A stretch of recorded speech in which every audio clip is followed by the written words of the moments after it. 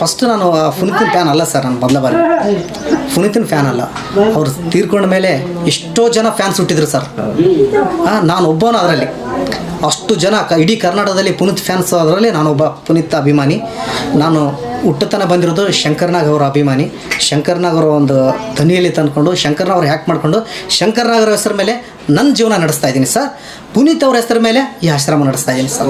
ಪುನೀತ್ ಅವರ ಒಂದು ಎಷ್ಟೋ ಕಾಣಲಾರ್ದಂಥ ಕೈಗಳಾಗಿ ಎಷ್ಟೋ ಆಶ್ರಮಗಳು ಆದವು ಅವ್ರ ಹೆಸರ ಮೇಲೆ. ಅವ್ರು ಇನ್ನವರೆಗೆ ಬೆಳಕಿಗೆ ಬಂದಿಲ್ಲ ಸರ್. ಅಷ್ಟು ಕಾಣದ ಕೈಗಳಂತಾಗಿ ಅವ್ರು ಸೇವೆ ಮಾಡಿದರು. ಇವತ್ತು ನಾನು ಅವ್ರ ಥರ ಸರ್, ಈಗ ಅವ್ರು ಸತ್ತ ಮೇಲೆ ಎಷ್ಟು ಜನ ಅವ್ರಿಗೆ ಫ್ಯಾನ್ಸ್ ಆದ್ರು ಅಂತಂದ್ರಲ್ಲ, ನಾನೊಬ್ಬನ ಸತ್ತ ಮೇಲೆ ನನಗೆ ಅಷ್ಟು ಜನ ಒಳ್ಳೆಯವನು ಅಂದರೆ ಸಾಕು ಸರ್. ನಾವು ಕನ್ಸ್ಕೊಂಡಿರೋದು ಏನಂತಂದರೆ ಈ ಆಶ್ರಮ ನಿರಂತರವಾಗಿರಬೇಕು.